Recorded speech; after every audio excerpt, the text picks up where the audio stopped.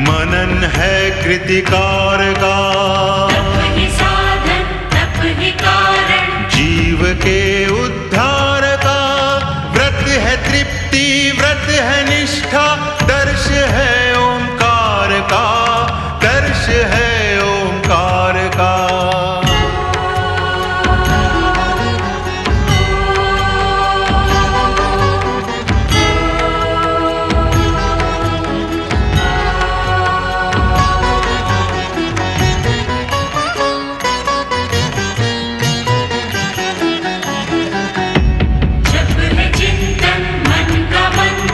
जप प्रभु की आराधना, तप कर शब्दों के स्वर, बनते हैं एक प्रार्थना।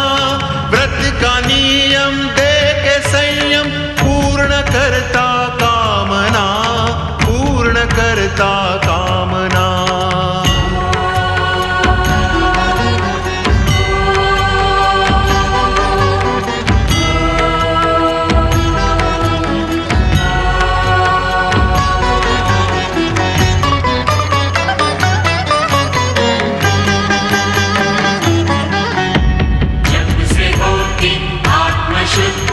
होती निर्मल भावना, तप का प्रभु शरण में, नम्र सी एक वंदना। व्रत के तप से निकट आए, कष्ट ना कोई यातना, कष्ट ना कोई यातना।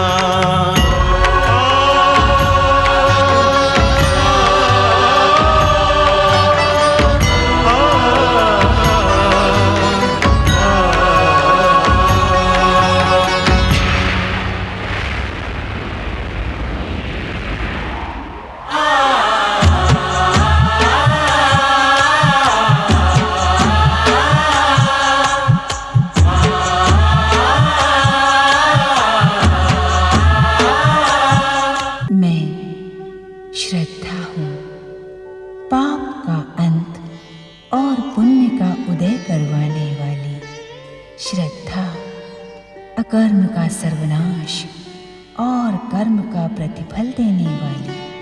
श्रद्धा अज्ञान के अंधकार में ज्ञान का प्रकाश बिखेरने वाली। श्रद्धा संतों, सदाचारियों, सद्व्रतियों और सद आत्माओं के हृदय में निवास करने वाली। श्रद्धा मैं श्रद्धा हूँ। देवी सुनीति के अचेत हो जाने से उत्तानपाद उद्विग्न हो जाते हैं और सुनीति की इच्छा का सम्मान करते हुए वत्स राजकुमारी सुरुचि से विवाह का निश्चय करती हैं। ये सूचना शनिलोक में प्रसन्नता का संदेश लेकर आती है। वैदिक मंत्रोच्चार के बीच महाराज उत्तानपाद का दूसरा विवाह संपन्न होता है।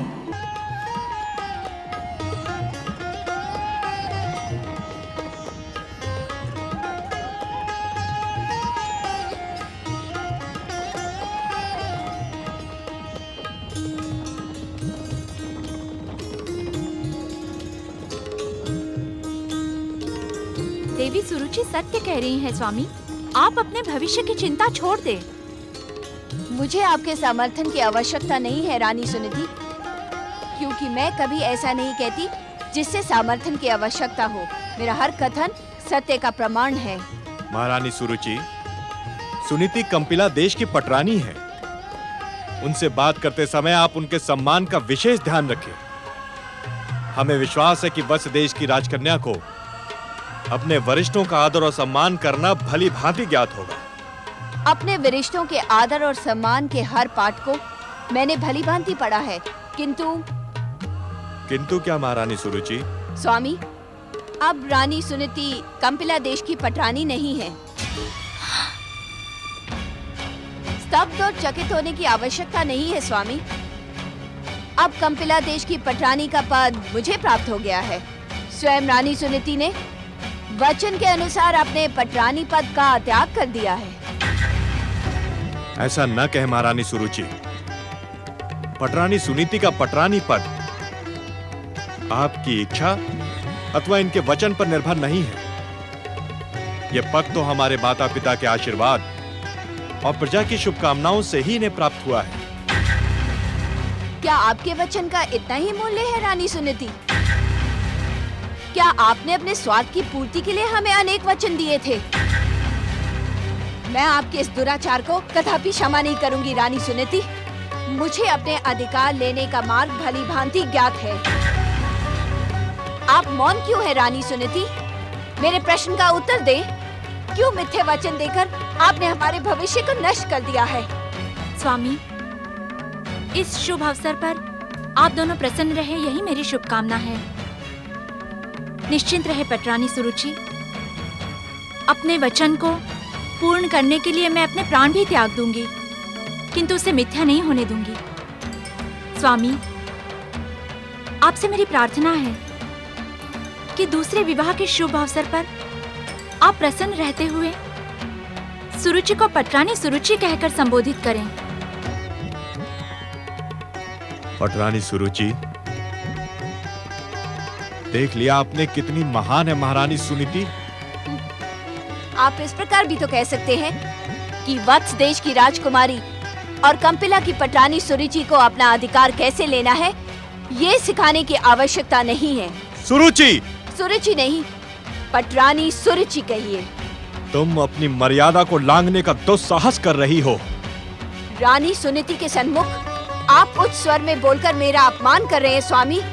ऐसा प्रतीत होता है कि कंपिला में पटरानी का इस प्रकार अपमान करने की परंपरा है। सुरुचि! नहीं महाराज, नहीं। आप क्रोधित ना हो। आपको मेरी सौगंध। शांत रहे महाराज। विवाह के पश्चात हर कन्या को नई परंपराओं और वातावरण को समझने में कुछ समय लगता है। पटरानी सुरुचि भी समय के साथ साथ स्वयं ही सब कुछ समझ जाएंगी। अपने उत्थान के मूल्य पर मैं कभी कुछ नहीं समझूंगी। मेरे अधिकार के मार्ग में जो भी बाधा आएगी उसे मैं क्षण मात्र में नष्ट कर दूंगी।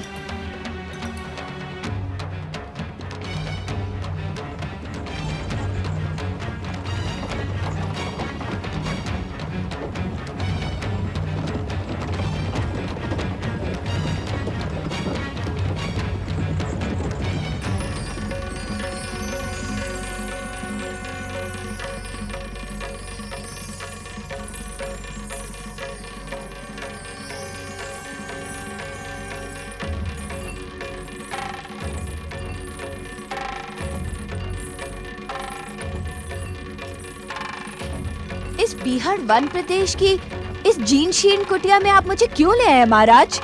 ये राजमहल के स्थान पर सर्वप्रथम इस कुटिया में प्रवेश करना, क्या ये भी कंपिला की परंपरा है? पटरानी सुरुचि, यहाँ हमारे पूज्य पिताश्री पृथ्वी के प्रथम पुरुष मनु महाराज और माता शत्रुपा निवास करते हैं। इस विवाह के पश्चात हमें सर्वप्रथम इनका आशीर्वाद लेना होगा। क्या आपने अपने वृद्ध माता पिता को कंपिला के राज्य से निकाल दिया है? क्या वृद्ध माता पिता को कंपिला में साथ रखने की परंपरा नहीं है? सृष्टि के प्रथम पुरुष महाराज मनु और देवी शत्रुपा अर्थात हमारे पूजनीय सास और ससुर ने हमारे विवाह के पश्चात वानप्रस्थ आश्रम को स्वीकार कर लिया था। वे स्वेच्छा से वानप्रस्थ को स्वीकार कर मानव के भविष्य को प्रेरणा देने के इच्छुक है। इस जीवन से किसी को प्रेरणा मिलेगी, मुझे विश्वास नहीं होता। मातृदेवो भव, पितृदेवो भव, आयुष्मान भव, भाग्यवती भव। सौभाग्यवती। माताश्री, पिताश्री, ये वत्स देश की राजकुमारी और अब आपके महान पुत्र महाराज उत्तानपाद की पत्नी सुरुचि है। सुरुचि, प्रणाम करो।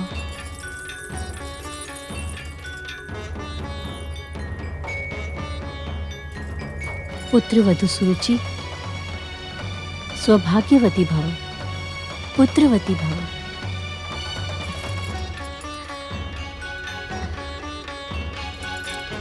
पटरानी सुनीति, तुम्हारा त्याग प्रशंसनीय है। संसार की कोई भी नारी तुमसे त्याग की शिक्षा और आदर्श ग्रहण कर सकती है, परंतु प्रजा की इच्छा का सम्मान करने के लिए तुम्हें इतना उतावलापन दिखाना आवश्यक नहीं था। हमें पूर्ण विश्वास है कि हमारे इष्ट देव जगदीश्वर भगवान विष्णु की कृपा से तुम शीघ्र ही एक महान पुत्र की माता बनोगी और वही युवराज पद पर प्रतिष्ठित भी होगा। क्या आप मेरा अपमान कराने के लिए यहाँ लाए थे? यदि सुनीति को ही होने वाले युवराज की माता बनना है, तो उसने ये भांति भांति के षड्यंत्र रचकर आपका विवाह मुझसे क्यों करवाया?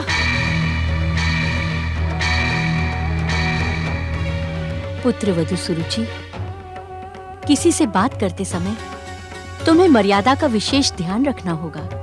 स्मरण रखो, अब तुम वत्स देश की राजकुमारी नहीं, मनुकुल की पुत्रवधू हो। मुझे मर्यादा का भली भांति ज्ञान है माता श्री, किंतु कोई मेरे अधिकारों में हस्तक्षेप करने का प्रयास करेगा तो मैं उसे कदापि क्षमा नहीं करूंगी।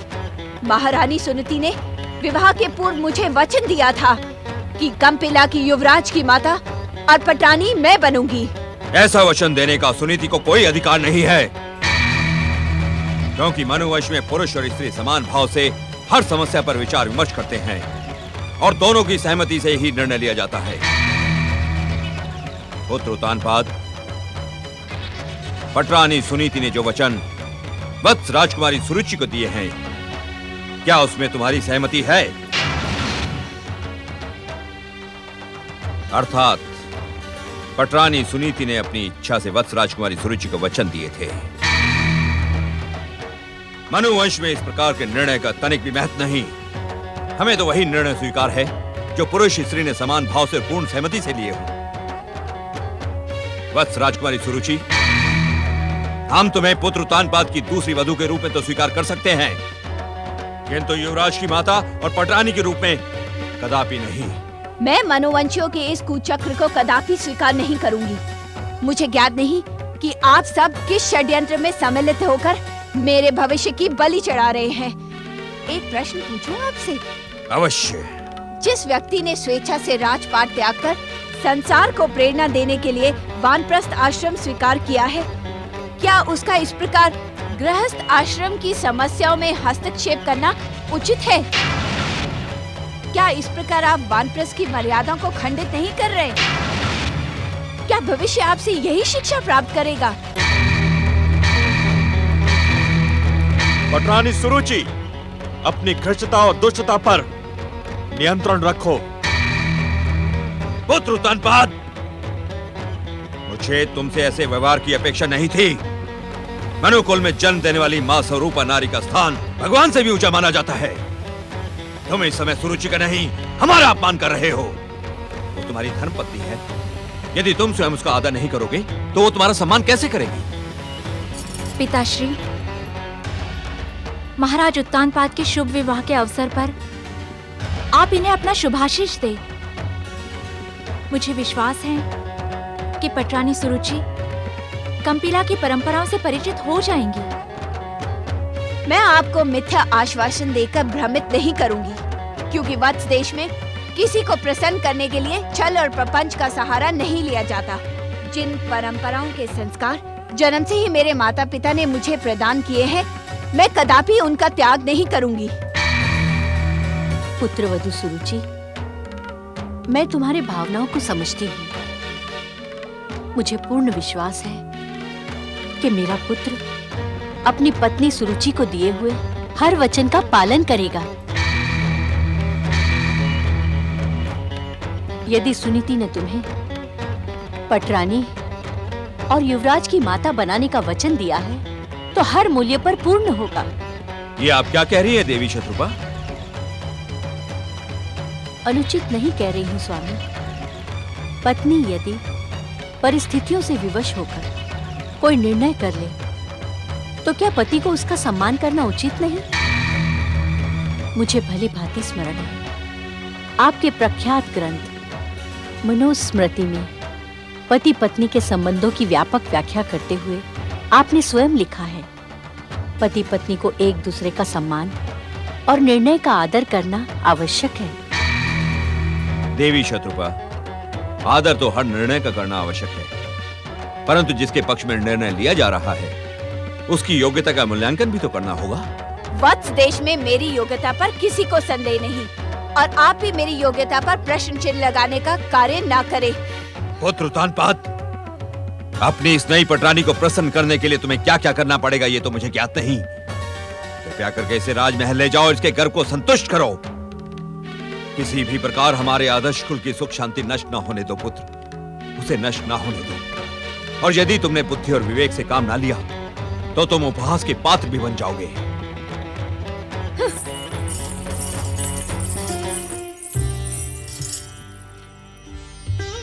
जो कुछ हुआ उसकी दोषी मैं हूँ पिताश्री। आप सत्य कह रहे थे। संयम और धैर्य को त्याग कर मैंने बहुत बड़ी भूल की है।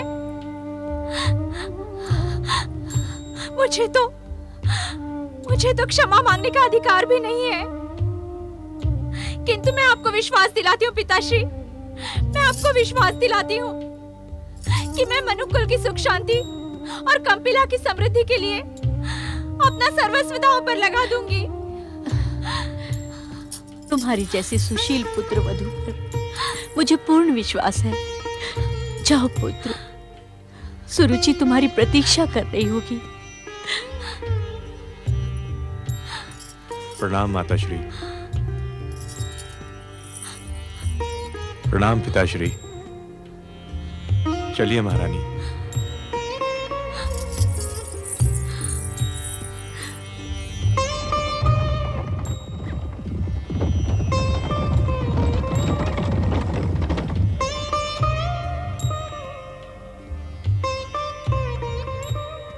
देवी शत्रुपा, ऐसा प्रतीत होता है कि हमारे कुल को किसी शत्रु की कुदृष्टि लग गई हो।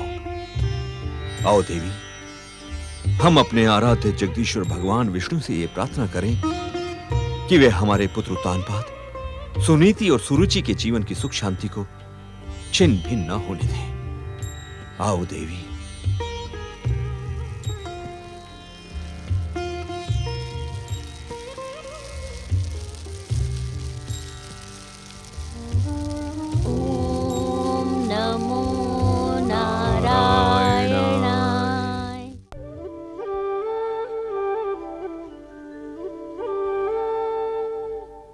महादेवी,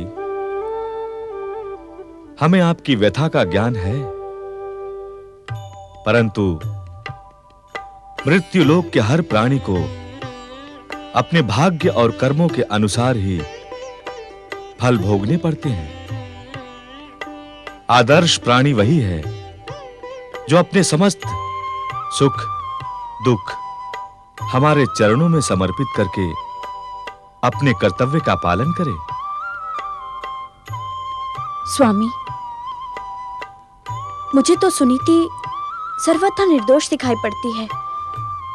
घटनाओं के चक्रव्यूह में घेर कर उसके साथ ऐसा अन्याय क्यों?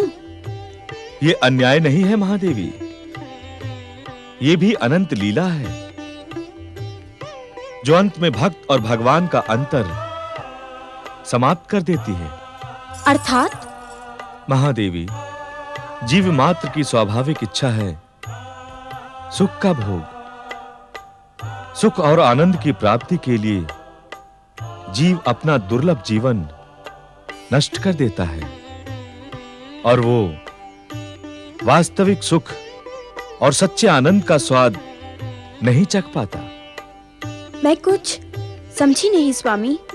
महादेवी लक्ष्मी, वास्तविक सुख और सच्चा आनंद जीव के लिए असंभव नहीं, कठिन अवश्य है। अपने जीवन पथ पर जो मनुष्य वास्तविक सुख और सच्चे आनंद को प्राप्त कर लेता है, वो जीवन मृत्यु के चक्र से मुक्ति पाकर मुझ जगदीश्वर में विलीन हो जाता है और तब भक्त और भगवान का अंतर समाप्त हो जाता है। इस संसार के समस्त रहस्यों के भी रहस्य आप हैं। आपकी महिमा को कोई भी नहीं परख पाता, मैं भी नहीं परख पाई। तनिक सरल शब्दों में स्पष्ट करें कि जीव वास्तविक सुख और सच्चा आनंद कैसे प्राप्त कर सकता है स्वामी? महादेवी, वास्तविक सुख और सच्चे आनंद की खोज में जीव को अपने भीतर की यात्रा करनी पड़ती है। भीतर की यात्रा? हाँ महादेवी, हर जीव की आत्मा में मुझ परमात्मा का वास होता है। भीतर की यात्रा में जीव के सम्मुख उसके विकार, माया, मोह, मद, लोभ, अहंकार और दुष्कर्म बाधा बनकर खड़े हो जाते हैं। जो मनुष्य इन विकारों से भयभीत न होकर भीतर की यात्रा में अपनी आत्मा को पहचान लेता है, वो सत्कर्मी और सदाचारी होकर वास्तव में मुझे पहचान लेता है। मैं अभी भी कुछ नहीं समझी स्वामी। धन और वैभव की अधिष्ठात्री महादेवी लक्ष्मी आनंद तो 24 प्रहर आपके श्रीमुख पर अपने संपूर्ण स्वरूप के साथ विचरण करता रहता है। फिर आनंद प्राप्ति के लिए ये परिहास क्यों? ये परिहास नहीं है स्वामी। महादेवी, जीवन प्राप्त करने वाले जीव के लिए ज्ञान और भक्ति प्राप्त करने के लिए दो ही मार्ग होते हैं, एक बाहर का मार्ग और दूसरा भीतर का मार्ग। बाहर की यात्रा में जीव सत्य को देख पाता है, समझ पाता है, किंतु धारण नहीं कर पाता। जबकि भीतर की यात्रा में यदि मनुष्य सफल हुआ तो वो स्वयं सत्य को धारण करके सत्य नारायण बन जाता है। स्वामी, भीतर की अनंत यात्रा जीव किस प्रकार कर सकता है? महादेवी, अपने ही विकारों से संघर्ष करके, अपने ही दुष्कर्मों को नष्ट करके, अपने अहंकार का त्याग कर नर से नारायण बन सकता है। महारानी सुनीति के सम्मुख इस समय जो घटनाएं प्रस्तुत हो रही हैं, वो उन्हें नारी से नारायणी बना देंगे। अहो, अहो स्वामी, ये सुनकर मैं प्रसन्न हुई। मुझे विश्वास है कि सुनीति हर संघर्ष और परीक्षा में उत्तीर्ण होगी। विश्वास तो हमें भी है महादेवी। इसी कारण सुनीति के भविष्य को लेकर इस समय आप भावुक तथा चिंतित न हो। उसे अपने संघर्ष और परीक्षाओं में अपनी बुद्धि, विवेक और हम पर आस्था का प्रमाण प्रस्तुत करने दें। स्वामी, हर भक्त के जीवन में ऐसी कठोर परीक्षाएं क्यों? महादेवी, परीक्षाओं की सफलता ही तो एक भक्त की भक्ति का प्रमाण प्रस्तुत करती है। यदि भक्त की भक्ति पाखंड हुई तो वो परीक्षाओं के सन्मुख विवश होकर परिस्थितियों का दास बन जाता है, और यदि भक्ति सच्ची हुई तो वो नर से नारायण और नारी से नारायणी बन जाता है।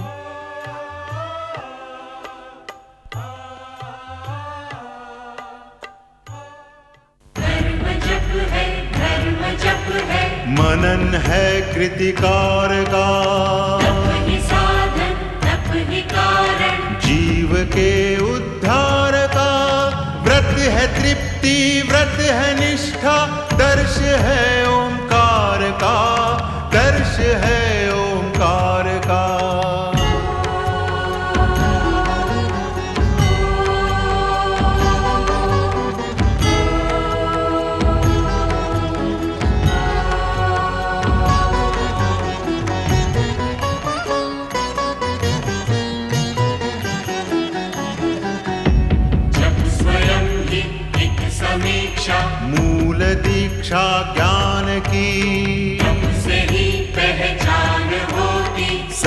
शक्तिमान की, व्रत ही देता हर एक जन को सच्ची शिक्षा ध्यान की, सच्ची शिक्षा ध्यान की।